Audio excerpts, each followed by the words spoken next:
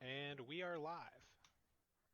Hey, everybody, welcome to the Horse and Ticket Discourse on this beautiful July. No, we're in August now, aren't we? Wow. I was going to roll for like 2 seconds and I ruined it. This beautiful August evening, I guess. It is beautiful outside, unless you're getting hit by lawnmower debris. Tonight, we have a special guest with us, my favorite Dream Warrior, Ken Sagos. Pleasure to have you here. How you doing tonight? I'm happy to be here. Happy to be here. Coach Nate threatened me, but I'm happy to be Of here. course he did. I threaten our guest, Nate. I'm a big bully. So we're going to talk about a couple different things, but off the top, we want to jump in and talk about the McHenry trial. If you got a few minutes to talk about that, we'd love Absolutely. to. Yeah, tell us all about that. Well, I have a short out that's based on a book called the McHenry trial, and it's about a 14-year-old kid who was a brilliant 14-year-old kid who actually went to college and got his law degree at 14. And his first case is defending his father, who was homeless and who had been accused of murder. So it's a lot, it's intense, it's a family story, it's a father and son story, and it hits not necessarily racism, but, the justice system, and this kid outsmart a very shrewd lawyer and a judge. That sounds great. So you did a short, and Nathan was telling me something about you wanting to do a full feature. Is there something? Yeah, it's my hope. I need people to go to the YouTube where the trailer is, not the short, and you can see it. And I'm getting some great reviews. My goal is to make this a feature film. I really wrote it as a feature film. I have some dynamic actors. I don't know if you know who Loretta Devine is. Oh, Yeah, I noticed her in there, and I was like, oh, I've always loved her. She's great. Yeah. I got her to do a cameo in it. So that was a big coup. She has won Emmy and 8 NAACP Image Awards. So she's very big. And so she did a cameo in it.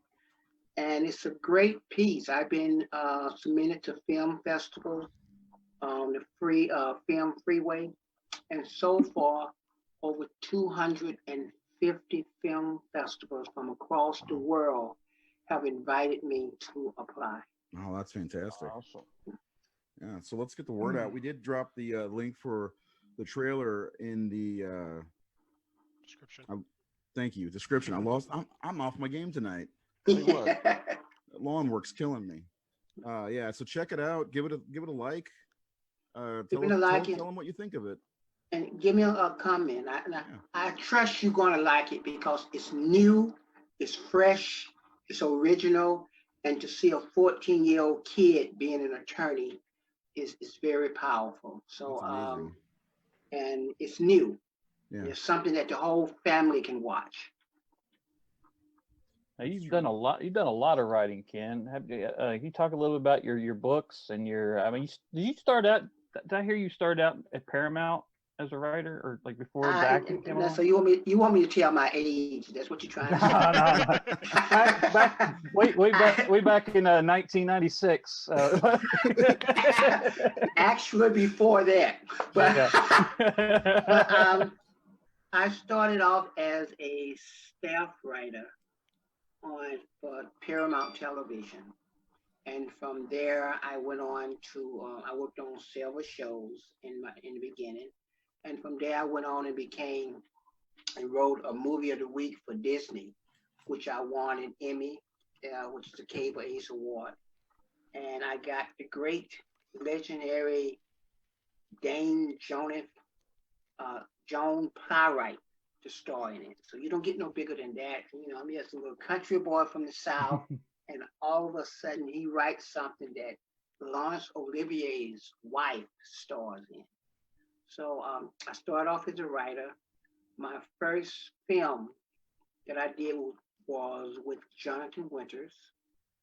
And in my early years, when I was a security guard at Universal, I got a chance to talk with the likes of Telly Savalas, Lucille Ball, and the great, my hero, Mr. Alfred Hitchcock. So I got a chance to see all of them during their latter years before they make their transition. So they encouraged me, and I think it has a lot to do with why I give back. It's because they took time to give back to me. Not money, but knowledge, something that could never be taken away from me. And most of all, I was taught to not give up. And that in this business that we have, you know, it may take time. If you get in the business because you want to be famous, you won't last. But if you get in it because you love it, and if you keep going and you keep doing it, sooner or later, you're going to make it. Just keep grinding. Keep grinding. Yep. I mean, I think anybody who's a real artist is kind of like one of those things where you couldn't stop if you wanted to. You know, you just. I tried. You tried. I tried. You want to get a regular job. See, yeah, you got to have a regular job too. I don't hate what I did, but I think I married this industry as opposed to marrying to have the kids and everything. But I married this industry, so it's been a wonderful relationship. I think it's been having its ups and downs, but it's been a wonderful relationship. And you've been able to help a lot of kids. Can you talk about the Giving Back Corporation? Well, in 1996, I started an organization called the Giving Back Corporation. And it's because, let me back up just a little bit. When I was a kid on the streets in the Bluff area of Atlanta, which is where my story takes place, by the way, in Atlanta, there was this elderly lady that used to walk around in the mornings when we would go off to school, collecting money, going from house to house, collecting money. And we used to mess with her, we'd pick at her, you know, call her names and stuff. Yeah, I was a bad kid. I was in high school. And sometimes when we got back late in the afternoon, she was still out there, a few blocks away, still begging for money. But the truth of the matter is the joke was on us young men who was acting a fool, because when we graduated and was going off to college, she knocked on each one of our doors and she gave us some money. So she was not collecting money because she was hungry and she needed. She was collecting money so that when we went to school, we could pay for our books. So that's crazy. That touched me. And so that Christmas, I want to come back and thank her because I did okay in school, but she had passed on. So I never got a chance to thank her. So I've had a lot of great people in my life. So I can't give them back what they ask. So I think if I give back and help somebody's kid by buying a book and with an education, that's a great gift, and it's something that can never be taken away. So I'm happy to say this Sunday, we will be having a Zoom, the first Zoom meeting for the meet and greet for 11 kids that I'm giving scholarships this year. And that will make it over 500 kids that I've given scholarships. So, awesome. So I'm very proud of that. So, and every time I go to a convention, all of my money goes to, 80% of it goes to the Giving Back Corporation, so I can give the kids something. It's my gratification. That's wonderful. Do you have a website for that? Like if someone wanted to donate, maybe get an autograph through the mail, do you have a yes. If you go to www.gbc-thegivingbackcorporation.com, and that's my website. Or you can just type in my name, Ken Sagos, and put Giving Back there. It'll go to the website. Okay, cool. I know I had a few people talk about wanting to get your autograph, and I talked about your corporation. I said, well, I'm sure they would love to have your donation, and I'm sure he could probably sign something like a McHenry trial poster or something and get it to them. Yeah, I have some posters. Yeah, whatever you want, I have you to do it. I put it down in the comments for anybody that wants it. Okay. You need to answer the phone? And I'm not computer literate. I'm sorry. I'm going to work. That's my 2020 thing that I'm going to do. I'm going to try to learn how to do Instagram and all that stuff. It's popular. You're doing a good job. The Zoom meetings are the big thing right now. Nah. You know, you're gonna have fun here in a couple days. It sounds like. Yeah. Those scholarships. That's fantastic. Yeah. What were some when you've directed before this, I believe, a couple of things, but you've worked with a lot of great filmmakers over the years. I mean, John Singleton, who we just sadly lost, and John Singleton, and of course Chuck Russell and the Coen brothers. You did work with them. Yeah. Or You know big what? heroes of mine. I have to say that I have been really blessed in this industry. I may not have done as many projects as I would like to do, but God has blessed me by putting me in a position to be able to deal with some of the best in the business. I've been able to work with, like Denzel Washington, all of, people like that, Miss Jones, Toots Berry, the legends yesterday. And there's another thing that I do with my nonprofit is I honor a lot of the African-American legends that paved the way for me. Like we've honored Miss Ruby Dee, Mr. Glenn Turman, Miss Della Reese, Ben Vereen, Ed Cambridge, in theater. So we've honored a lot of people that you would that don't often see, like Miss Marla Gibbs. Incidentally, I have to say that Miss Marla Gibbs has been like a industry mother to me. Next year, she's gonna finally get her star on the Hollywood Walk of Fame. Oh, cool. That's cool. Yeah. So I got to be honest with you. I had Nate knows more. Nate knows everything. First of all, Nate's an encyclopedia. yeah, he pretty much is. It's encyclopedia of Milliner here. I wasn't aware that you were writing, and that's up until recently anyway. I think that's awesome. I mean, most people are always going to remember you as Kincaid, but there's so many different things about you that you're a true artist. Obviously, you can do it all. I like what I do. I was trying to see. I wish I had thought about it, but I was trying to see something here.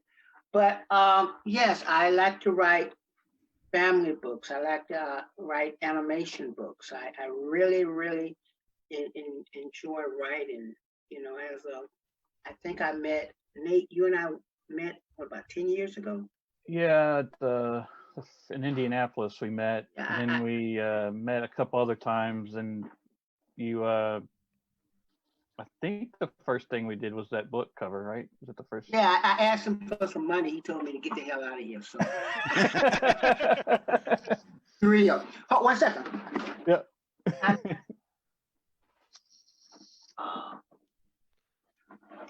Yes. Nate did this for me. I had written this story called The Adventures of Nadu, and it's about his bird, this sparrow, who leads a great migration of all the birds from around the world. And I used the birds as different nationalities, so they represented something. They represented different types of people and the mentality of people, and it was really, really great. So this was the second book, which I really liked because this cover that Nate did for me, it took it to another level. It took it to a really another level. People actually thought I had money. So they actually thought I had money. And I enjoy writing. Writing, I have about 50 scripts. Ooh.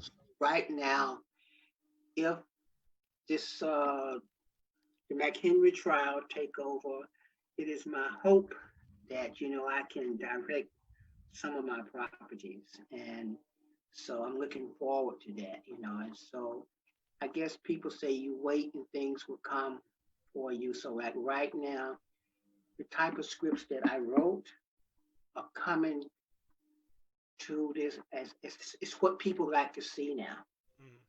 And I have them. I don't have to worry about them. I can just relax and hopefully, and that's why I wanted to direct this last short the way I did, and I made sure it was a SAG film. I had held auditions. I got some of the best actors around. Many of them I didn't know, so I didn't have to do no favors for friends who won't say, no, I don't want to do it this way. I could actually fire your ass and don't worry about it. So, but if you watch the teaser, it's going to draw you in, and that's because I had a wonderful ensemble cast. And so it's my hope that I can get this here to a feature film and direct some of my other properties. I even have a horror film. Uh-oh. I have a horror film. Because I think what is missing with the horror films about today is that they're just so quick and bloody. There's not really a story. And I think that's why, Nightmare on Elm Street was so popular. It's because there was a story. You could relate in some kind of way. So I want to be able to do that. I want to mix old school with new again. So there's a story where you can sit down and hear a story, something like that. Yeah. Keep it fresh, but kind of old at the same time. Yeah. I think you're right. That's one of the things, and not to mention in Nightmare, people can identify with some of the characters, almost each one, especially Dream Warriors. Yeah. Like I said, I identified with Kincaid. I think the thing with Nightmare Kincaid is that it's how I got it. I got it because I didn't want to be there. I really didn't want to be at that audition. My agent convinced me to go, and I went there with an attitude and didn't want to be there. And as the spirit had it, that's what they was looking for.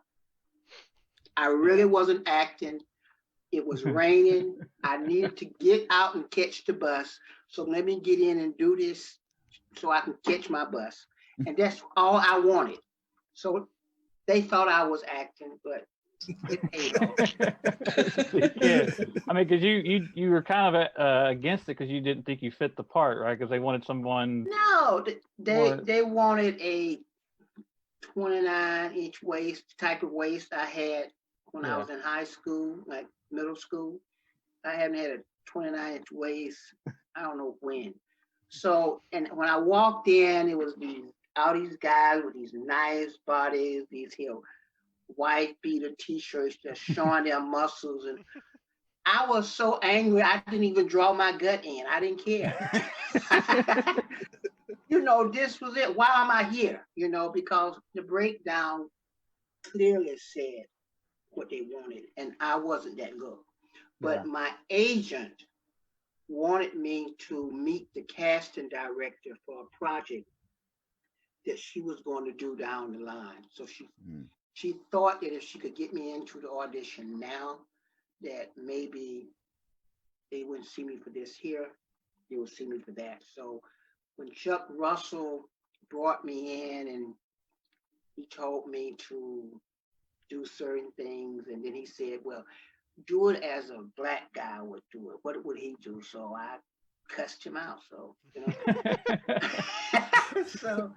I kind of like threw stuff around, you know. I mean, I was venting because I didn't want to be there. You know, I mean, you know, I didn't tear up no shit, but it was not the regular audition. So when I got home, this was not cell phone era. This was the cell phone, you know, with the videotape. The recorder. Yeah. So I had about 4 calls, and I hit him, and it was my agent. Kenny, call me. Kenny, call me. What the hell did you do? I mean, when I talked to him, I said, well, I told you I didn't want to go. And he said, they loved you. Oh. So that's how I got it. However, on my next audition, I tried to do the same shit. I found my niche. Didn't quite work out. So Didn't quite work out. I mean, the thing I thought about that because I've heard you say that before, and the thing about your presence, you know, I know some of the guys you said, what Dwayne, who was in part 4, was up for it too, who gets chewed out by Brooke. Yeah. For saying something bad to Sheila, but we can't call no names. Can't call no names. You know how shit gets started. Yeah, but the thing is, like, you have this instant likability or warmth and vulnerability at the same time. There's something about you, I think, is what they saw. Like, not just your attitude, but there is I kind of feel like Kincaid is as popular as he is. He's my favorite. He's Ray's favorite. I'm sure he's most people's favorite. Is even though you're the strong figure, there is a tenderness to Kincaid, and I feel like Kincaid is the heart, and I think that's because of you. From meeting you and knowing you, I think they saw that in you too. And when I read Kincaid, they could have just been some muscle-bound, flat performance, but you have this. Every time I've seen you in anything, just watching What's Happening Now, watching it, you know, even though it's a silly sitcom, there's a sincerity and I'm able to connect to you because you're not that archetype cardboard character that they were probably looking for. There's a humanity in you that comes out through Kincaid. And yeah, and I think that, to me, that's what I see when I see Kincaid, is a strong young man who is scared. There's fear. You feel fear. That's why your anger is there, because you're like, you aren't listening to us. Like, this guy's gonna kill us, and you're not fucking listening to us. And you know, and that's what I see with Kincaid. And I think that's what, like, the other kids want to express that anger or that fear the way Kincaid does. But Kincaid's the one who's able to stand up to these authority figures and say, I'm not going to take it. And I think that's why Kincaid, you know, it is the most popular. And I think I do give the other cast members some credit for each of us, though. Yeah. And that's because Chuck Russell, what he did something that was new to me as an actor. All of us kids, he brought us all together before we shot the first scene. So we all got together in Westwood at this hotel. I mean, wherever it was, we got together and we all got to know each other. And we talked to each other. So all that, you know, coming on the set, you know, with the I'm this and I'm that, it was never any of that. It wasn't any of that at all, because we got to know each other. We became friends. And the first scene that we shot was the scene in the room where they took me out, you know, the crazy room. Yeah. That was the first scene, so we all was together. And if you watch that scene, we all cared about each other. And we all, you know, was helping each other out. And we all had this here chain with each other. So when you mess with one, you was messing with the others. Yeah. And I think Chuck, was brought about that in and making us friends before we shot. You know, we didn't know each other, but we knew each other, if you can understand what I mean. Yeah. Did you for some reason, and it might be because of Dream Master, I always think that did you have one person that you kind of like really kind of hung around with? Because for some reason, and it's probably because of Dream Master, I always think it's Rodney Eastman, Joey, right? Is there somebody that you kind of like hung out with on set, or like somebody you really kind of maybe even still talk to? We still all talk when we Yeah. meet each other. It's like we saw each other last week or last month, and we don't hang out. We're not road dogs or anything, but we still talk to each other. Like Robert England was like a big brother to us, and Helga Landenkamp was truly a big sister to us. Awesome. She really, really, truly was like a big sister to us. She took care of us. She watched over us. I didn't really hang out with any of them because it wasn't because I was different. It was because I was trying to write something that I had a deadline on. So I would go back to the dressing room and write a little bit. And plus, I'm a little older, so Constantly working though. That's good. And so I would always remember Patricia Arquette because again, I didn't have transportation, but she took me home, and I lived in the ghetto, and she drove all the way out there and took me home. Wow. It was a Volkswagen. I want to say it was a red Volkswagen. So she went over in the Crip neighborhood in her red Volkswagen. Oh shit. I don't think she knew, so she took me home and we talked and we had a wonderful conversation. So,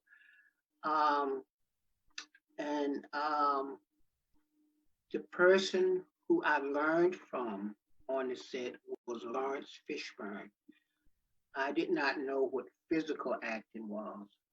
And Lawrence Fishburne took me to the side and told me how to act as far as a physical actor. And I never forgot that because he became a distant big brother to me while I was there. And it was like he saw something in me that I didn't see. And I appreciate that to this day. So what kind of advice did he give you as far as physical acting? Like what? I mean, because in the scene when they was taking me out, I was literally going crazy and they couldn't hold me, Right. But right. after 2 takes, Lawrence said, "Hey, look, you don't have to work that hard." and he told me how to just move, and they would do all the work. So it got to the point that I didn't have to work. The way he moved me and held me made me look like I was doing all the work. And that was, he, in the scenes that we was in, he wanted me to look my best because that was my first starring role. And he wanted me to look my best. So Lawrence Fishburne was the big brother to me on the set. He's a good big brother to have. He's a fantastic actor. Like, I mean, when I saw Boys in the Hood, I was just blown away by him in that. Like, he was just so good in that film. I mean, he's good in everything. Yeah. That was the first time I really zoned in on Lawrence as, wow, this guy is one of our best actors out there. So it's really cool that he was looking out for you. I know he'd been doing it for a while. He worked with Apocalypse Now and all that. Yeah. So Yeah. I think the first movie I saw him in was Cadence. That was a great one too. I heard a story you told once about when you were getting the part of Kincaid, and you come from a kind of a church going background. Yeah. And you were kind of apprehensive about your family and the cursing that Kincaid does. Yeah. I just love this story. I had a lady who was like, I called her my cousin, maybe, but anyway, she was a church-going lady, and she was the type of lady that wear her white dress with her white stockings, with her coconut type hat. She would sit up in church, and I think because of the cursing, I was asking, should I do it? I didn't think I should do it. I didn't want my mother to see me cussing like that. Not that I was a virgin to cussing, because I could cuss out the best one. I don't want you to think that, but I didn't want her to be on the screen to see it. So I called this elderly lady who I often called and talked to her, and she said, "Well, baby, let me put my Bible down." And the minister that I talked to told me I shouldn't do it. Yeah. He was scared I shouldn't do it. It was the devil's work. I shouldn't do it. Hmm. And he said, "Well, then let me put my my Bible down." And she said, tell me your problems." And I told her that I got this movie and everybody telling me not to do it. And she said, "Well, do it pay?" And I said, "Yes, ma'am." And she said, "Fuck 'em."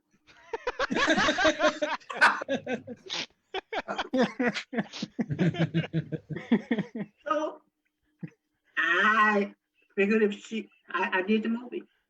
Yeah, you got her blessing. Yeah, I want to shake her hand. Glad Because we she all gave you that benefited sage from advice. her telling you to do that. Yeah. And then I think it was about a couple of years later, I know it was during Nightmare 4, the church needed a roof, and they was asking me if I could give them some money for the roof. And the lady told me, "Don't give them 1 red cent. They don't give them 1 red cent. If they didn't want you to do the movie, they don't deserve to get no money from the movie." That's a good point.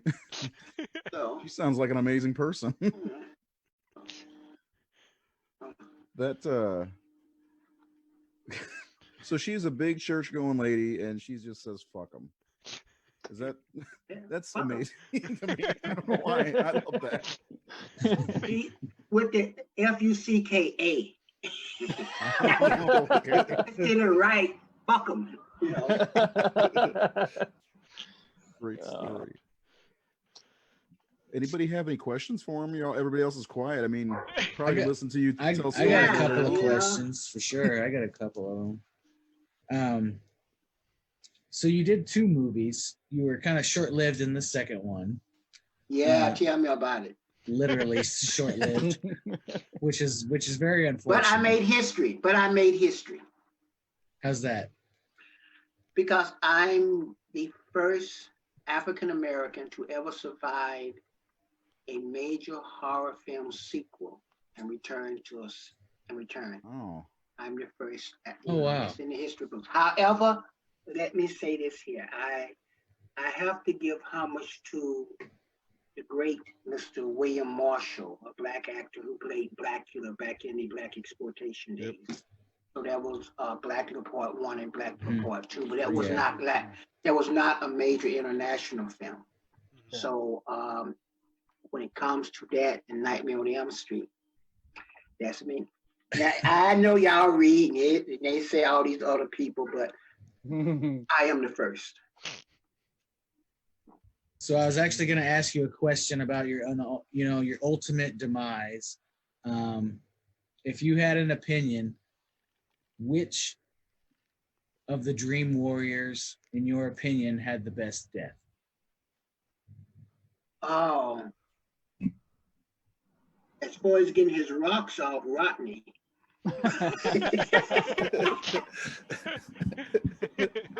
Talk about a wet dream. It would have been Rodney. I think, Welcome to Prime Time Yeah.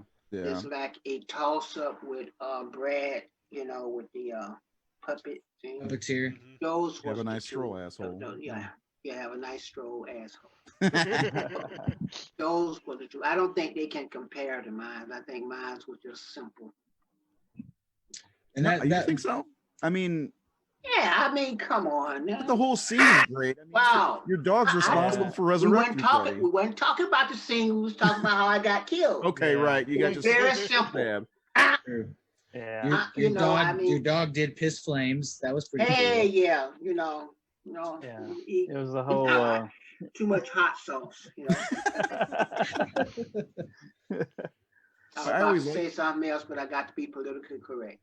I always liked that scene though. I mean, not that you died. I mean, like I said, it sucked when I was 8 years old when Dream Master came out, and it sucked that you, uh, Tuesday night and Rodney all died within what the first 20 15, minutes. 20 minutes. Yeah, 15, Yeah, 20 I mean that minutes. sucked because I was excited to see when I saw you were going to be in the movie, and I saw that you guys were my favorites and you were held over except for they replaced Kristen. I was excited, and then you died, but the build up to the death was great in the junkyard and the dog piss and fire and the resurrection scene. For you got to be a part of pretty much all of that, and then in kind of a chase. I thought it was awesome. It's one of the Well, best I sequels. love the scene. It took us a week to do all that, so I was happy, So, Yeah. but I just wished I could have been in there a little longer. Yeah, I me know too. at that stage, that's when I was doing stand up.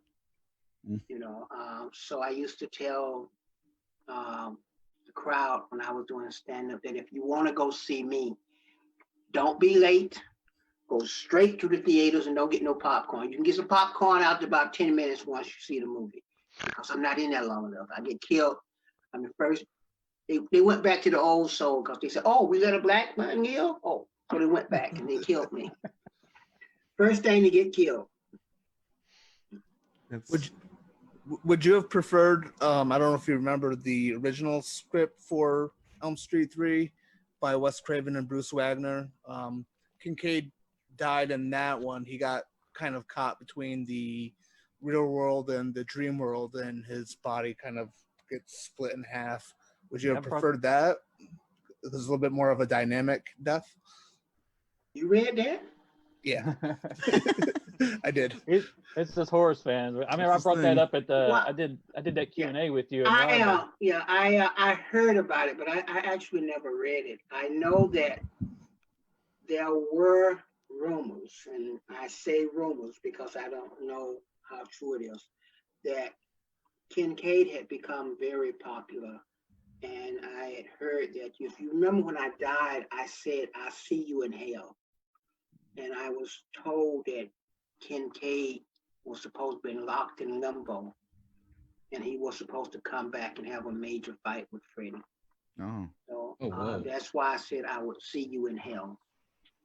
And so, but you I know, never saw him. but at least you got a hug on the way out and a pat on the head from Freddie. I mean, nobody else gets that treatment, Now he's I got always you. thought to myself, I was like, well, you obviously could hold your own against Freddie.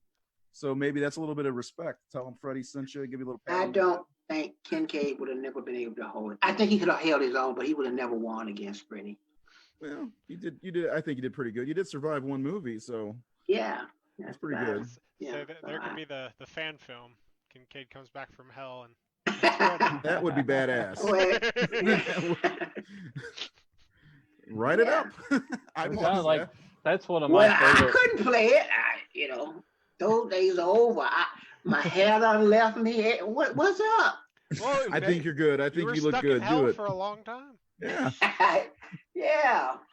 I come back, no teeth. Trying to hit Freddy with a cane. Hey, not a young person do Freddy will be wheeling around in that wheelchair from part 3. it. I think we got a real project on our hands here. Nate is writing it down. Yeah, And I'm we're not gonna gonna do get any. We're not gonna get any credit from it. Give you all the I'll credit. take it all. Nate, were you gonna say something? Oh, well, talking about hell, like that scene in Dream Warriors where you go to save Joey was probably the sequence when I first saw those movies that really blew me away. That set of the boiler room, the hell scene where you all face Freddy. It's such a cool scene. It's such a really exciting. We had never seen anything like that in that series at that point. Like it was just Yeah. so big, and you got to there go after him, and then Heather and It I mean, what was so that? hot? Was it? So hot. It what I was heard, so yeah. hot when we was shooting that scene, man. So that was real sweat. Yeah, I mean they had built that scene at, I think it was a police warehouse downtown Los Angeles, and it was like really hot, and so the makeup person all they could do was spray water on us, you know, something like that. But it was, I remember that it was hot. You know. I was trying to. I always love when people tell like actors or writers about scenes that they really love, and like their reaction's always the most basic, like human experience. Like it was hot as shit. It was hot. I never been to hell, but he was trying to rival it. I was like, what? Like last week we were talking about, I think, Texas Chainsaw, and they had, you know, there's one day where they shot for 27 hours in the 110-degree Texas weather, like, and Keith's like, that sounds like fun. I'm like, no. No one's gonna be there for 27 hours. I think we was only there for about 10.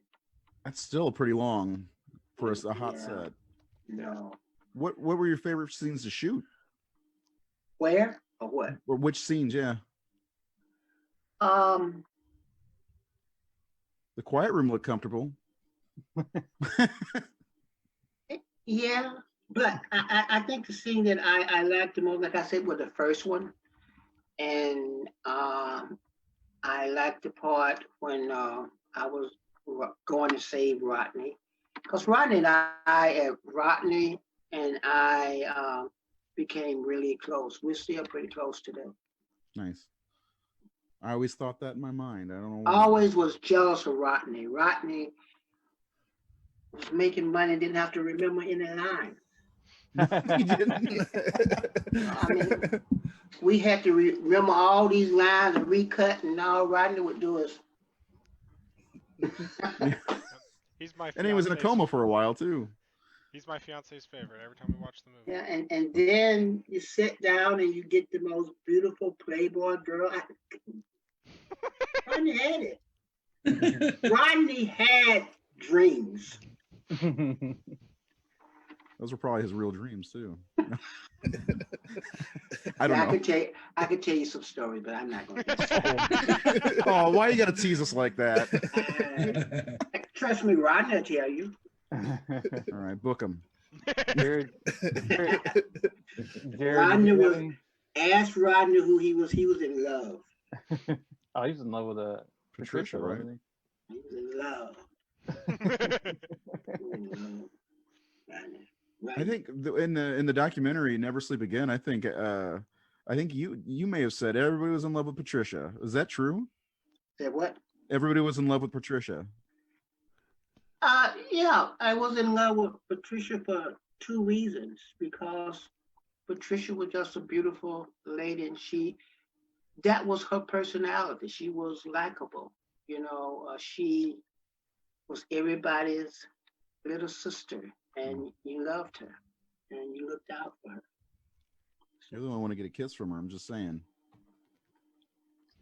You was 8 years old then. I was. Yeah. Hey, was Frank Darabont ever involved on set, or was he just? I mean, I know he wrote the script with Chuck, but I always wondered if he was involved with the actual production. I don't Most know. writers aren't. I don't know. I know that there was one time they said the writers was on the set, but I never met them. And then as a writer myself, I knew they don't like for us to be on the set. Uh-huh. I didn't understand it until I was on the set of something that I had written. Oh my God, let me get the hell out of here. What are they doing? That's wrong. Yeah, you know, but Yeah. now I understand why they call it they call a film by the director, not the writer. Yeah. I guess that makes sense. Jared, do you have any other questions? I know you said you had a few. Oh, I think we kind of covered one of them. I was just gonna ask, like, I asked you about the death scenes and like who of all the Dream Warriors was their best, but how did you feel about your death scene in particular? And what was your reaction when you saw it on film for the first time? I cried. You cried? Oh, not because of the death scene, but because that was my last check. He's like, it's over. You're gonna be broke. Um, Let me say this: when we was filming the death scene, it was very emotional. Honestly, when we was filming the death scene, it was just me and um, um, Freddie and Robert England and I. It was like we weren't gonna see each other for a while, so there was a sadness there, and so I think we just kept shooting it just to keep making some money. But it was cold there because Oh, that was like shot at night in a real junkyard. oh, really? Yeah. Oh, I thought the set was really dressed really well. It's a really good. It's a real junkyard. They went out there like this whole junkyard and they built certain things in this junkyard. Now that maze that they had, I think that was like some special effect that they did. But it's nice. It was really nice. It took us 3 days to shoot that. I went 3 days to shoot that. So how long were you go on ahead. set for? Sorry, Nate. No How problem. long were you on set for Dream Master for 4? Um, How Say long your were you on question set again? for? How long were you on set for? I worked 5 days. 5 days. I worked 5 days. Originally, I was just going to work 2. So they didn't give you any time with Tuesday to kind of get to know her since they replaced Patricia. Patricia. I can tell you the very first scene that we had with Tuesday night is that we shot that scene in the school where we was at the locker. That was the very first scene that we shot with Tuesday night. And we did not have no time as Chuck Russell did for us. We just went to the school and we shot the scene. Now, Tuesday night, I must say, is another angel. I don't compare those two, Patricia Arquette and Tuesday night, because Tuesday night, I think, had a really, really hard job. She had to come in and take over a role from Patricia Arquette, who did a wonderful job in that Big movie. shoes to fill. But Tuesday came and made it her own. She came and she brought her business to that role. And she came to Rodney and myself, and she had such a personality that she pulled the 3 of us in. That's good. I liked her Tuesday night. Yeah. Nate, did you have another one? No, I was looking at the time. I didn't want to keep you, Ken. I know you have some things to do. I think we're almost at that hour mark. Only other thing I was thinking was, working on the McHenry trial again, where everybody needs to go to the YouTube channel, check out the trailer, like it, leave a comment, support Ken. He's given back to a lot of people. He's given us a lot, so let's give back to him and help him out. But as far as the process of making this, what was your favorite? Like as far as working with actors or the script or cast, whatever it was, like what? When you say making this, what do you mean? The shorts, the McHenry trial. As a writer, as a director, what was the most rewarding part of this short film so far? The reward is coming now. It's coming now. And I think there was a reward that Loretta Devine came aboard. And I think there was a reward with all the other actors and behind the scene.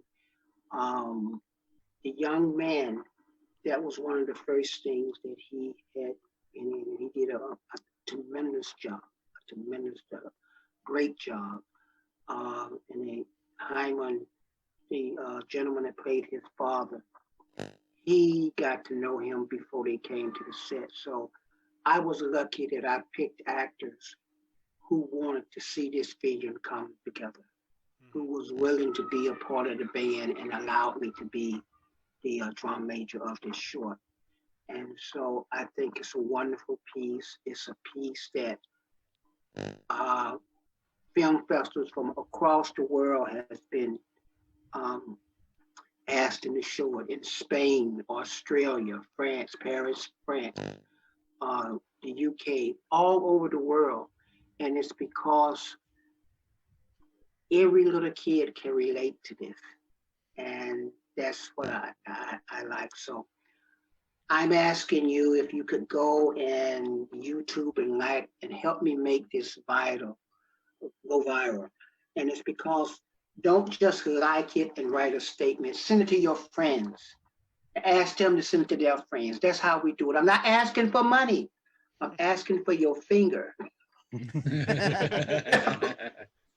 You know, just to like it and say something, you know, and tell your friends, just get it out there.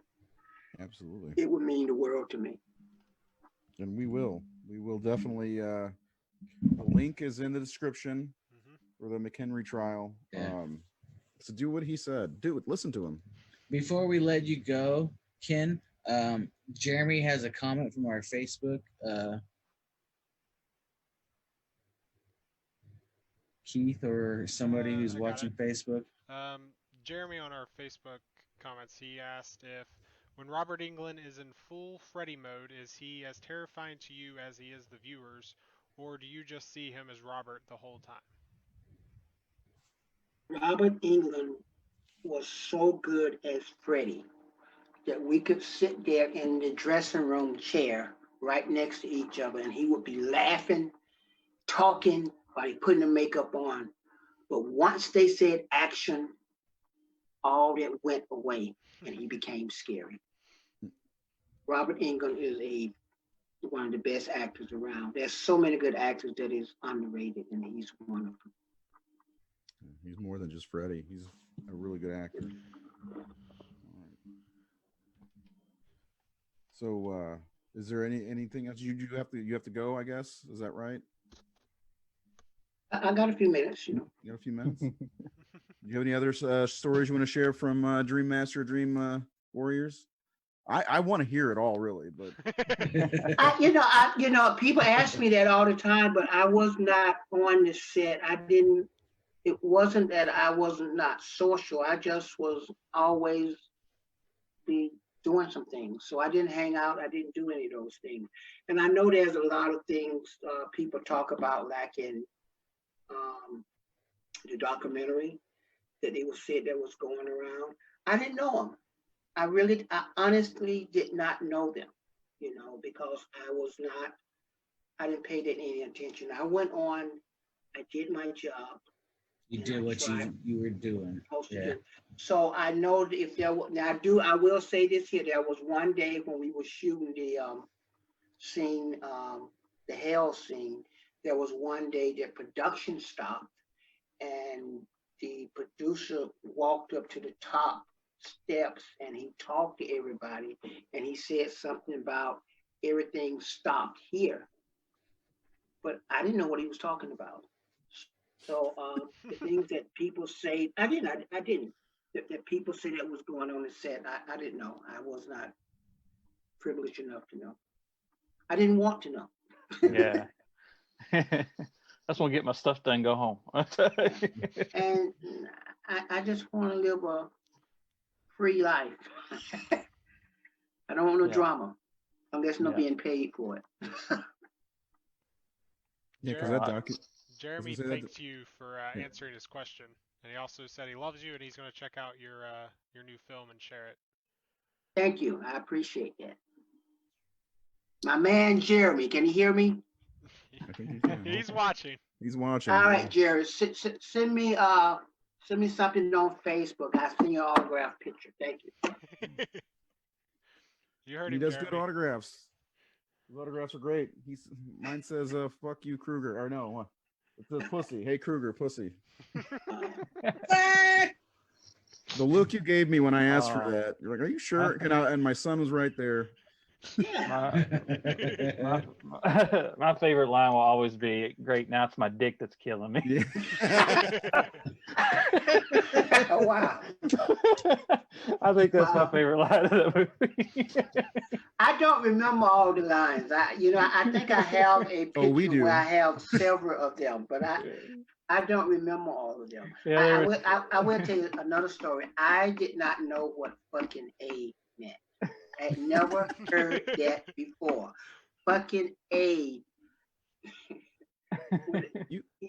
Chuck told me to say fucking A, and so he kept telling me that's the one thing that he insisted that I say was fucking A. And when I go to the convention, the most popular thing I have to write is fucking A. Really? Really.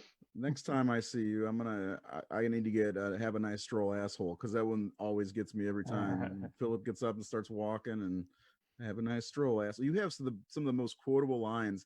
I think only Freddie has more than you do, but you have some of the most quotable lines in the entire series, in my opinion. I believe that that's one of the reasons that Kincaid, was so popular.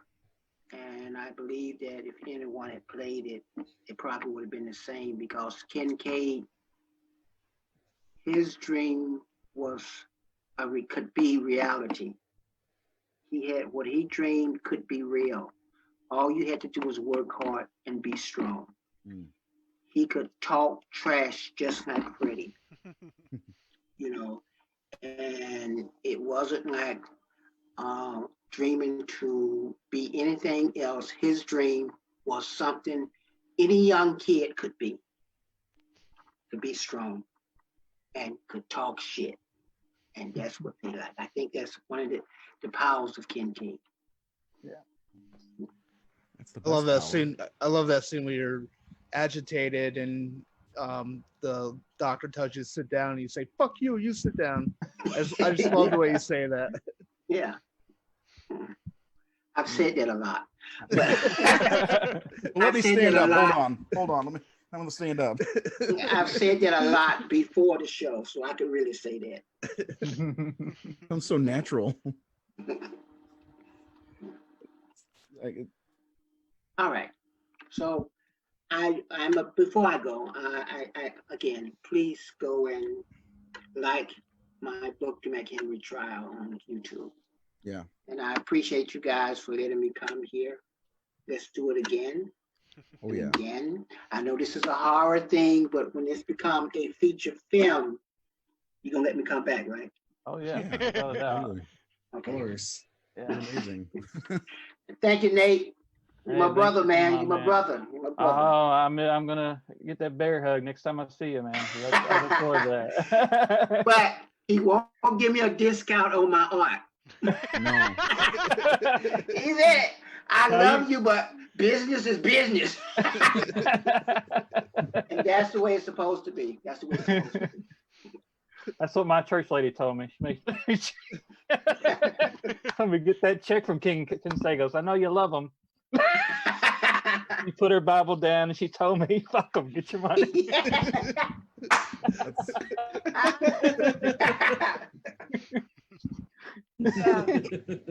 Yeah. All right, guys, I have to get out of here. All right, Ken. Yeah, Thank you so man. much for being on the show. We really I appreciate you, appreciate it. man. All right. Good night, man. Good night. All right.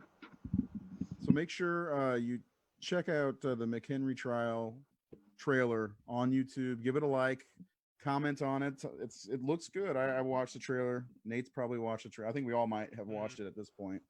It's pretty good. What a great person to talk to. And he was so fun. Yeah, he was fantastic. Really loved having him. We'll definitely have him on again if he's willing. We'll have him for sure. Oh, well, I asked him. He said, "Nate, man, you know you don't have to ask. Tell me when." 'Cause that's how That's he is. great. Like I've had, he's been really cool. Like I said, the whole bear hug thing. When I saw him, when Confession was premiering, I was walking in, and I actually like missed him. He's right next, like he walked past me. Nate, he turned around and just gave me a big old hug. And that's just the kind of guy he is. And I've been lucky to have several interactions with him. And he was here in Louisville for a show, and like he's calling the promoter, "Where's Nate? Is he here?" So they're calling me at home, like, "Ken's looking for you." And so I took my daughter down there, and what it was he needed to do an audition, and he didn't have any way to film it and get it to the people because he was going to be there at the show the whole weekend. So I grabbed my camera and I went down there and met him, you know, and was hanging out with him. And he was reading for like a barbershop type thing. And so I got to actually like direct him and shoot him and be his reading partner in the scene. I still have it on my computer, the whole audition. And he's just so funny, and and I got to watch him work and you know, and give him my advice, and it was like really, I mean, I'll never forget that. And again, he's just such warm. You know, I remember sitting there with my daughter with him in the lobby just like hours before the show, and you know, he's talking to her and asking about her toys. She was in the Littlest Pet Shop, so he's asking about those. And I was telling my daughter, like I said, I showed my daughter Dream Warriors this morning. I said, you know, you don't remember him, do you? You got to hang out with him, and he was like talking about your toys and asking about you. So that's the thing. Like I mentioned about Kincaid, Ken Sagos's warmth comes out in that character. That's, and you can see it in there. You see, like I said, a strong character, strong person, but you see a big heart in Kincaid. He's got that teddy bearness. Yeah. And if he'd been just this big, tough brute type that they were kind of looking for, jackass type character, and he just been like, "Oh, fuck you, I ain't going to sleep." But there was like, there's something in Ken's voice and his delivery and his physicality that you care about him. You feel sorry that they're doing this to him. And again, like you said, the connection of all those characters. Like I love the shot, the insert of like Taryn just kind of like wanting to help and not being able to help him. And it's like you feel that, and that's the thing about that movie. I think it's why it resonates with people so much. Is it's touching on, you know, mental health and teen suicide, but it's also dealing with. This movie almost is like the horror version of Breakfast Club, because you've got all these characters who come from a different group or a different walk of life, but they're all dealing with the same anxiety, the same situations, the same problems and troubles, that they realize that they're all actually connected, and in that connection they found their strength and their power, and they stand together. It's just not detention. You should do a poster of the Dream Warriors and the Breakfast Club poster. I mean, they almost did, but the old promos they did where they're laying on the ground, sitting on the ground. You should there. just do that. You should do it. That'd be awesome. That'd someone's gonna steal it. I think that would be awesome. Nate, I gotta ask, where did you get the model of the house? Yeah. Oh, I don't remember where I got it. Like back in 2014 or 13, I wasn't involved in the whole Nightmare community online, and then actually it was before that. I wanted to get a glove that wasn't like mass produced. I wanted to get a handmade, because there's people out there who hand make them. Because I wanted to go meet Robert, and I wanted to get him to sign a glove. So I bought like this cheap glove off eBay. And then I watched like Never Sleep Again, and they on the Never Sleep Again set, they have the glove maker feature that Lito insisted to make. Right. And I think I wrote Anders Ericsson, who does a lot of them, and he was like one of the popular ones at the time. And so I got a glove from him. Sorry, I got it. And it was, you know, it was great. And I said, "Oh, I want a part 4, because part 4 is my other favorite glove." So then it just kind of spiraled, where it's like, oh, well, now I want this and I want that. And I started getting into all in the rabbit hole. Yeah, it was like, and the thing is, like, I was already collecting stuff anyway. I was a collector. I see where Keith gets it now.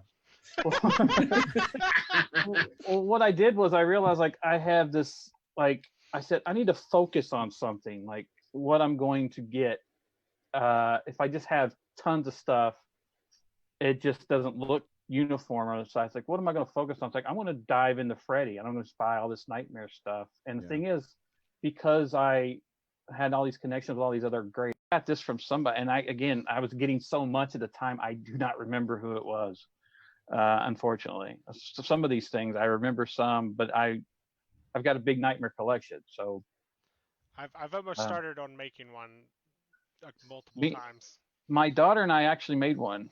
We were watching that movie today. I said, "Remember we did this with the paper mache?" Because I mean, there's not a lot to it now. No, you could. I mean, if you really wanted to make it, you can make it, because it's just paper mache. It's cardboard, popsicle sticks. Yeah. I mean, just like Kristen does. You know, I mean, she's got a yours pink looks marker. yours looks really good though. Yeah, he Yeah, he hold sells up it. for us. He sold it too with where you have lights inside where it would light up. Oh, nice. But like I said, it's just hot. It's like cardboard. Hmm. But yeah, And that's it's as far pretty as she awesome. got. She's like, oh, my docking tape started skipping and I stopped. Although they talk about that one, when I first saw Dream Warriors, it was on cable, so it was the quiet, cool music, Yeah, it was. Yeah. which I still prefer. Every time I hear Me this too. docking, I'm like, where's Yeah. that Into the quiet, fire. cool? Yeah. When Yeah. I got my DVD, I was like, "What the fuck is that? This is not the right song." Yeah. Yeah. I guess the VHSs still had the quiet cool on it because all mine did. And then when I got my first DVD, which was this set here, Mhm. it had that. I'm like, what the fuck are they doing? And then the same thing with part 2. I remember on HBO they issued, when I first saw it, it was, "Have you ever seen a dream walking?" And then the VHS they changed it and they put it They back on did? DVD. Yeah, What do they have on it? I don't remember that. I don't remember. change. Bullshit. I remember when I got my part 4 VHS, I put it in just to watch it for the hell of it, and the music was different, and I was confused because I'm used to hearing Dokken. Yeah, I like the other one better just because I grew up with it on VHS, and so Yeah. whenever I had I a- got the DVDs, Recorded off cable and I watched it over and over. So like when I didn't hear it, it was so foreign to me. It's like I don't like this at all. I mean, it's not a bad song. But yeah, but you were Into conditioned the Fire. to. Yeah, I mean, really, technically, like the Quiet Cool song is inferior to the Dawkins song, but yeah, it's just one of those things where that's what I see when I see the image of her making that. I hear, or that's what I hear in my head. And I well, want do to you hear even it. start humming it at this when it's starting? And you kind of Just fire pause it and it's like saxophone, pull my saxophone out. Well, It's there's something they need to put in the Scream Factory box set if they make it. They do. Yeah. They need to put the Quiet Cool song on there as an alternate for the kids who grew up on it on cable. And I guess did the VHS have? I don't remember. No, VHS had it, but it Okay. was the DVD that had, because I had the original release of the VHS, and then I had the secondary release, which was like a red box case, and on the side you could make Freddy out of all of them. He was holding his arms out. I had that one too, and it was the same on both. It was the DVD that had the back and put in. I'm like, fuck you, DVD. I want the other song. I can't remember. It was a rock song they played at the end of 2 on the VHS, but I can't remember what it was for the life of me. And then when I got the DVD, I was happy. And then at the end of Nightmare 3, or in Nightmare 3, they played that. I was like, I'm happy, I'm sad. I don't get it. Man, let's go back to Kincaid and let's talk. What are your favorite scenes, guys, with Kincaid between either movie? Because he's, like I said, he is one of the most quotable characters, even in the 4th movie. Whenever there's your boyfriend, can he give you a good night's sleep? You know, he's got so many great lines. Yeah, I mean, I still, it's not for him, but like, of course, like you said, the resurrection sequence is amazing. Yeah. It's one of the best sequences. And then the part where they go into the boiler room, the hell scene, I love that set. I love everything about that scene. I love Freddy coming out with the doll in his hand and scraping I just fucking, like, that was so striking when I saw that scene, but it's not really a Kincaid scene. Right. I do think, I mean, again, I love that scene where they're like, it's sexual oppression or whatever, and he's like, great, now it's my dick that's killing me. I mean, it's a great line to end the scene on, which they do, and it's just funny.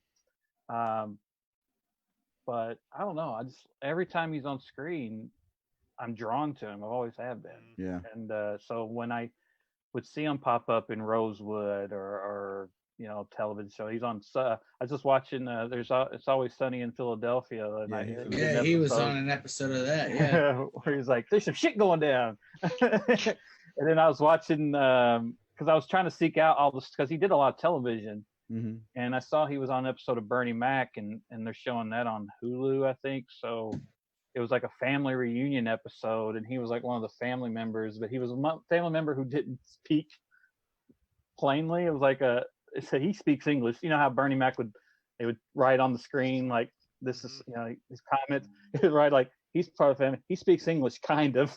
He's like, and it was just, he had a very, very small part because it was a huge, like him and Tommy Davidson had a lot of parts together in that. Because Tommy Davidson played a family member in a wheelchair who was the problem person in the family, who like invited everybody back to Bernie's house for after the reunion. But and then like watching him on that What's Happening Now with Martin Lawrence, I watched the original show in the 70s. I didn't watch the one in the 80s. So I was like, I didn't even remember Martin Lawrence being like, I didn't know he was on there because Martin, I've always loved Martin's show and House Party and all that. Like I was a big like I was so excited with Bad Boys 3 just to see Martin Lawrence.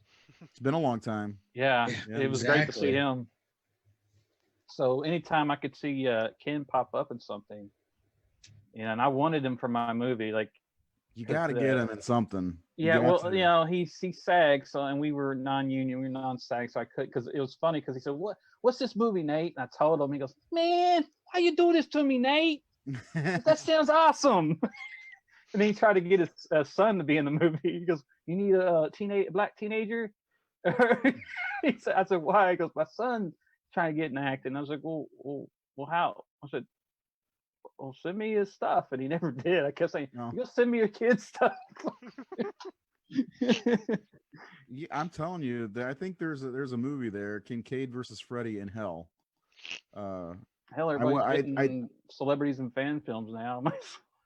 Do it, man. Come on. We've been itching for you to do another Freddy movie. Come on. Stop bullshitting. I would do that if I had Kincaid in it, but like, that'd be awesome. So back to what I was saying, do you think that he got a hug from Freddy? Okay. I think it was a sign of respect. See you in hell, you know, tell him Freddy sent you, he pats him on the head, and I feel like he maybe Freddy didn't respect anybody, but as close to respecting anyone, it was Kincaid, you know. I don't know. Maybe it's just me because I love the character so much, Kincaid. I mean, by the way, Andre Bickley says, "Yep, the VHS copy had the original song as well." I think the theatrical release was Into the Fire, though. Yeah, it was in the theaters. Yeah. That's what I was told. I didn't see it in the theater. I did. 4. I did. I was 7. I stuck my ass right in. I was supposed to see something like I swear it was Crocodile Dundee, but I don't think they came out at the same time. But it was 7. maybe the sequel. It may have been the sequel, but it was a 2-theater thing, and I went right instead of left because I saw the Freddy posters. Like, I'm gonna watch that, and I sat in the back row, watched the whole thing. It was awesome. I don't remember any of it except for sitting in the theater enjoying myself. But after the credits, Jimmy LeCompte says, after the credits on the VHS, the Doc and Dream Warriors video comes on. Really? I don't remember that. I guess I stopped it before. That's what a great time for Nightmare at that time. Like that whole Doc and video, and you shoot, like, I mean, with Patricia in it. Yeah. And that set. Was in it, wasn't it? Yeah. Well, I think Patricia's the only actor that actually had and Robert, of course. Yeah. Being on that set and then just going into Dream Master, those 2 films were just so much bigger than other slasher films to me. Oh yeah. There was just something about the scale of them and the popularity of them, and Freddy popping up on MTV and Nickelodeon and all this stuff. I mean, it was everywhere. Who loves that song though? Who cannot fucking sing along to Dream Warriors? You can't turn the channel when it comes on, man. My kids, Dream Warrior. I bet that's Seth's favorite song. He's probably listening to it right now. Don't wanna dream no more. Can't go one episode without him singing.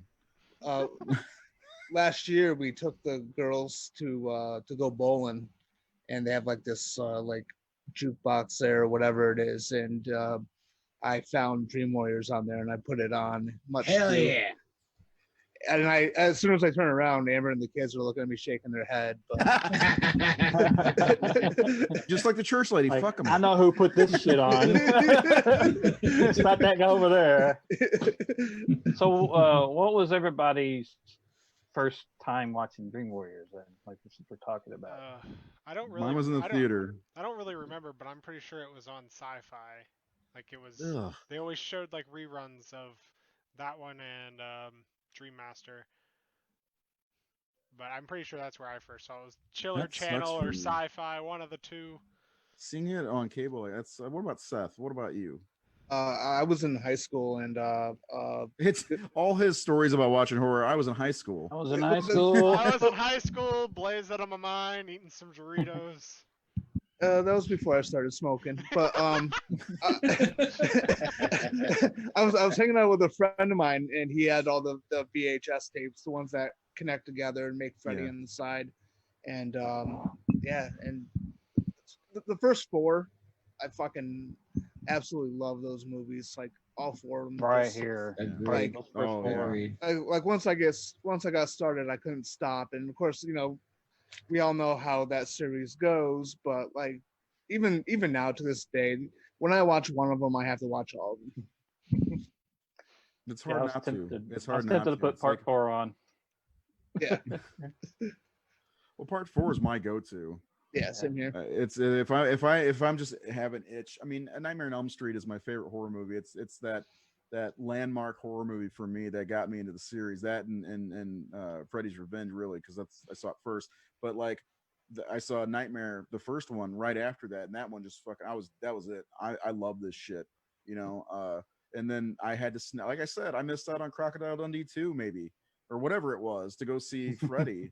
You know, and then I remember the trailers, like every little piece of video I could find in 1988 leading up to the release of Dream Master, I was all over it.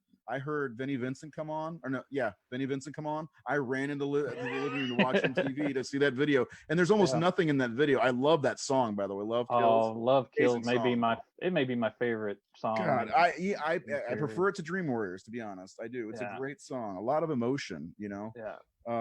But yeah, anything. If the trailer pops on, I'm fucking beelining right to the TV to see it. You know. I remember that. I have vivid memory of those TV spots Yeah, for I do too. Dream Master and that voiceover, because it starts like, "How long has it been since you were on Elm Street?" And I Yeah. just remember like Last year. that, like, and I think it's because I recorded the MTV special that Robert did where he played Freddy with the Kevin as a Neil or Seal, and he's hosting, like, you know, they played Welcome to My Nightmare and Bark at the Moon, and then they played Mhm. like Dream Warriors and all that on there.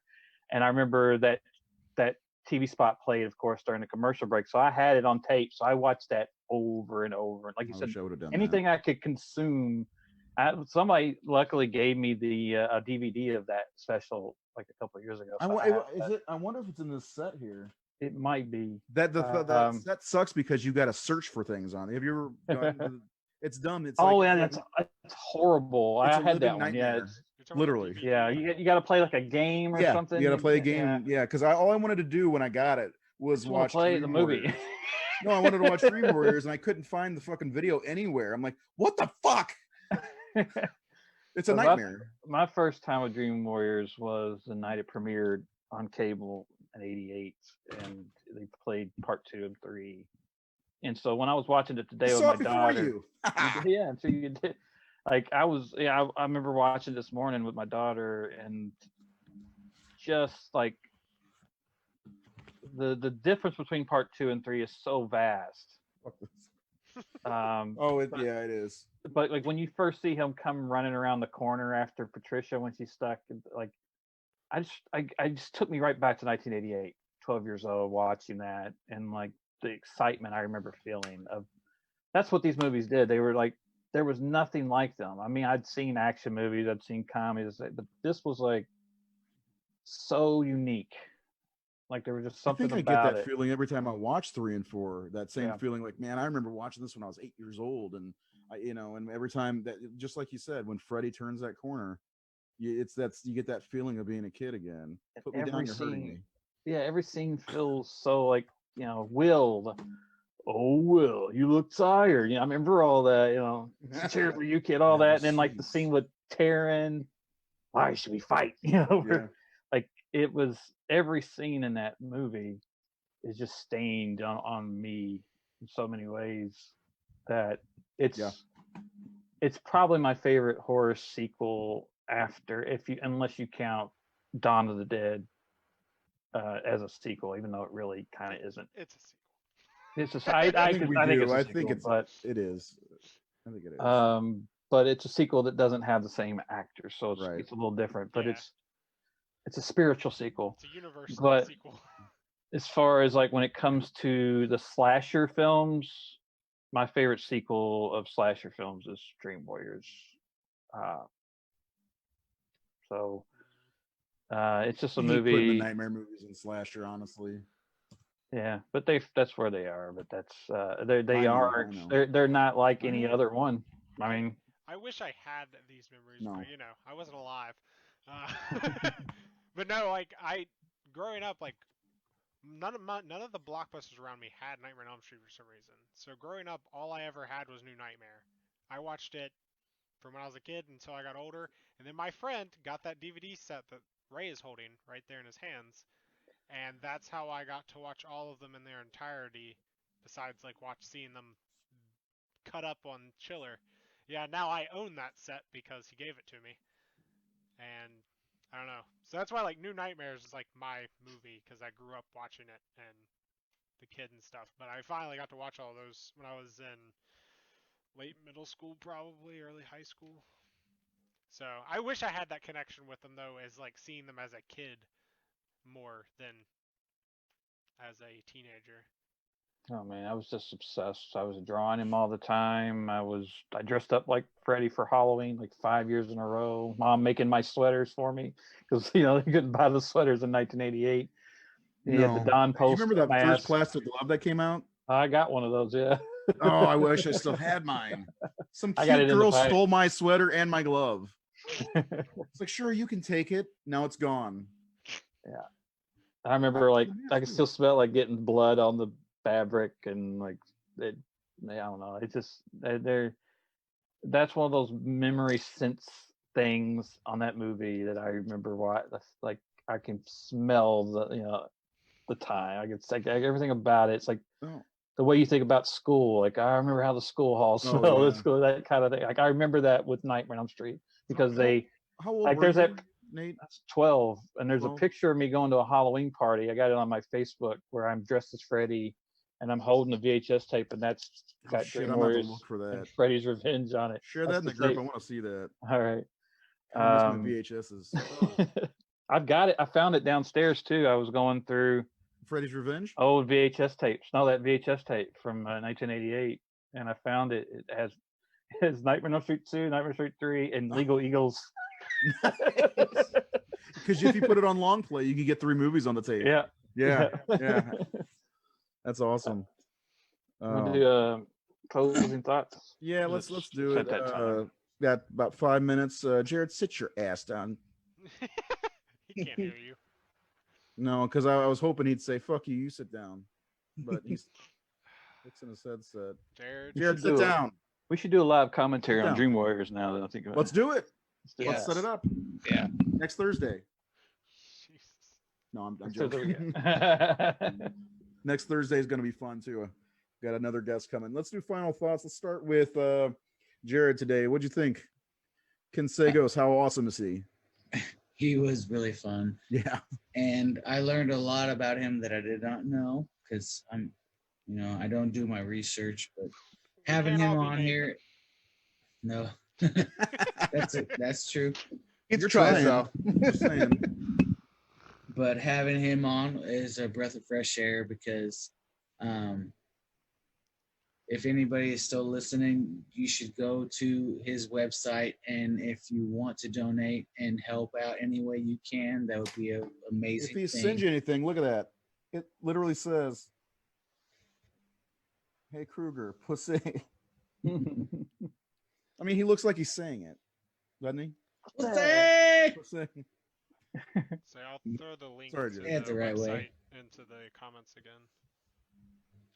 Yeah, so and his movie, his short that he did, like I was unaware of it coming into it today, but it sounds fabulous, and just the idea behind it alone is amazing. Yeah.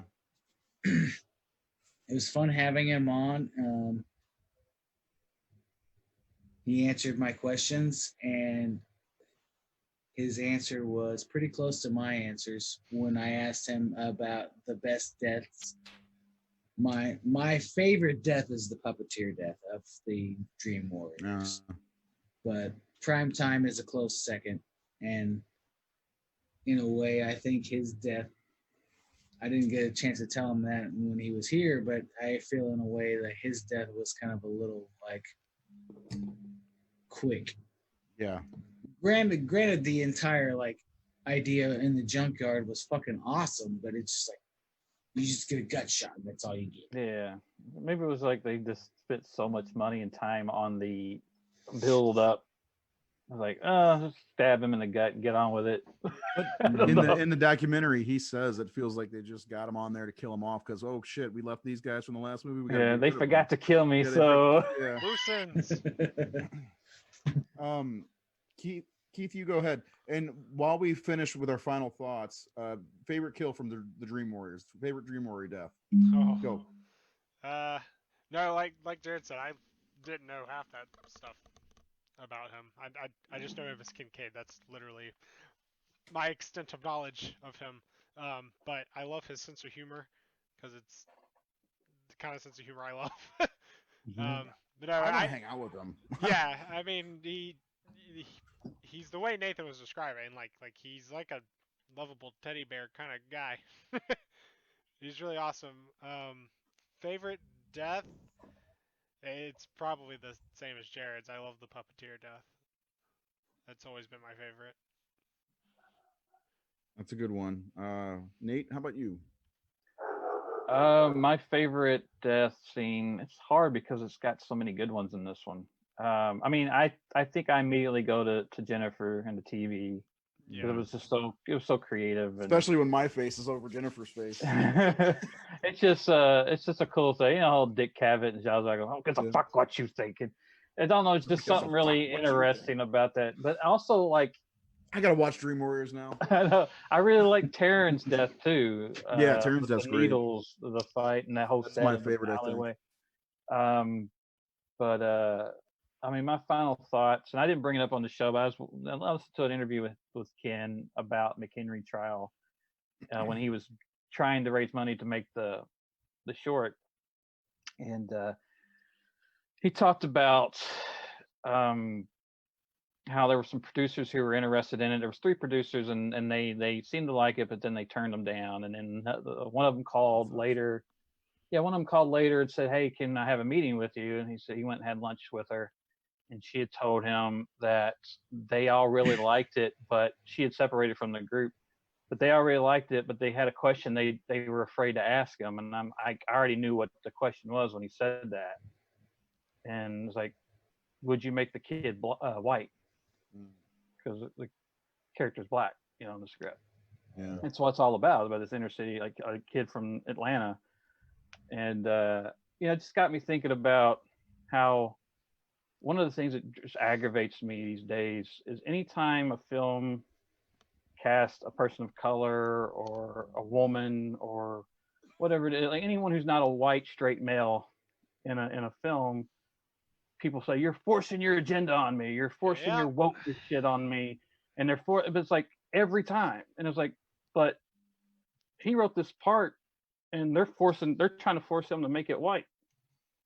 You know, so it's like they're missing the point of the movie completely. It's like the whole point of the movie is that. So it's like generation of this industry, women not getting the parts they deserve or should be getting, black people not getting the parts they deserve. But now that they're getting them, and stuff like Get Out and Us and all this stuff is happening, there's a rejection to it. Or it's, they're forcing this on me. There's bullshit. Yep. I'm so tired of it. I'm so tired of, I don't want to see a woman lead Star Wars. Well, the first fucking hero I see in Star Wars is Princess Leia, okay?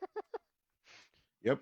You know, like, just get over it. Like, just because, people are getting opportunities to find, like, they should have, it's just aggravating to hear that every time I see a movie has a female lead or a black lead or just, this guy's Hispanic actor playing this part or whatever. They do the same thing with gay. Yeah, why are you making the character gay? As soon as I started playing Last of Us 2, I was like, oh, there's going to be a bunch of them crying that Ellie's gay now. And hey, Spoiler alert! Spoiler. Damn it! No, Right. it's probably not even a big deal. Yeah, no, it's No, it's not a big deal. It shouldn't Yeah. be a big deal. It is not at all. I don't give a shit. And so that's just when he said that they wanted to ask him a question they were afraid to ask, like they wanted to fucking make him white, didn't they? And then he said that, and you know that's sucks. now, you know, that was now. It's still they're still being asked, can we make him white? Can we make this character white? Can we do this? So Obviously, they didn't understand the project. yeah, so that was something They make I him thought Doogie Howser about, the lawyer is what they're going to do. which is part of the inspiration. He did say Doogie Howser was an inspiration on it, but again, I adore Ken. He's been getting to work on that book. The book he had, The Adventures of Nidu, was the second book, and it reminded me of like the stuff that I grew up. I would love to see an animated movie of this, just the bird and all that, because it reminded me like my favorite animated movie of all time is The Secret of NIMH. Like that's one of my favorite things growing up, and I mean, I would love to see him make that a film. That would be cool. I'd like to read the But book. I'd encourage people to check out Ken's books. Say it again, the title. The Adventures of Nidu, Nedu. And it's a series. I did the second one for him. And it reminds me of Watership Down. And then you charged him out with the ass bunny- from what it with the sounds bunny like. rabbit. Nah, I didn't. So he's been joking with you, but I know. yeah. So yeah, it was great to find. I knew he would be great. Like I said, I got to moderate a panel with him and Rodney a few years ago, and they were so good together. You can see pictures. You could like they play off each other so well. I always felt like those two were like friendly like that, you know. Yeah. And I guess it's because, you know, seeing them go from one to the other movie, but I don't know. But if you ever see Ken at a show, or you know, definitely go meet him. Go meet him. He's very his nice. money's going to He makes kids. these. He signed it. 500 kids to college. Yeah, that he's a may have great not dude. been able to do that. So when That's you amazing. contribute to this film, you contribute to. I believe he does like programs where he gets those kids to actually work on some of the projects he's doing too. So it's just an all around great human being and great stuff that he's doing, and he's living life the way you know, he's inspiration. One of the things that I took away from this whole episode was, you know, it's all about giving back with him, you know, and that's what it sounds like his life story is all about giving back. Take what you get and give back, which he did with a lot of the people he's worked with. Seth, what about your final thoughts and favorite kill? Favorite kill would be Philip. And my final thoughts were it was a fun episode. He seems like a really great guy, just for all the points you guys were just talking about. Like, I had no idea that, you know, he was so involved in all that stuff, and he just sounds like a great human being. That's fantastic. And he was, you know, fun to talk to on the show. And unlike some of our other guests, I didn't totally freeze up, and I actually So Yeah. warm with, yeah. I was able to talk a couple times, so that was cool. I like this. I like this episode. It was fun. So Nate, I gotta thank you for getting Ken on the show. Is there anything you want to say? Because I feel like I cut you off. No, Okay. it was a great show. I knew it would be. I knew with Ken it would be. He's great. I absolutely want to have him back on again. Maybe we can find Rodney if he's not with some women, because it sounds like he's got all the women. Now we based gotta on what get he a group said. photo of him and I forgot both their names. I'm terrible. Fan Freddies that we had conversations with. Roberto. Yeah. I always want to say Roberto, and Kevin. Yeah. I do have a few pictures of Kevin with. I got a picture. Heather was hanging out one day after the show, at the confession show, and we hooked up with Heather, and her and Kevin got a picture together, and then of course Mark Patton got a picture with Kevin and Mark, and we didn't get one with Robert because Robert just had such a long line. Oh my god. Yeah, it's like impossible. One of my all-time things I want to do is meet Robert, and Jared and I were at Horror Hound, And then we walked past the line so many times, I was like, fuck it. That's too long of a line. And same thing with Bruce Campbell. He was there too. Yeah. I will say one thing. Another takeaway from me is, Nate, you got 2 new pieces of art you can do for fun. The Dream Warriors piece, and then Kincaid versus Freddy in Hell. Come on, no brainer. No brainer. It'd been better than Freddy versus Jason. What's that? It'd be better than Freddy versus Jason. It probably would be. Kincaid. I'm telling you, I think Kincaid could kick Kruger's ass a little bit. So, it's shit. Freddy's just got the knives on him. That's all. Anyway, thank you everyone for watching, chiming in.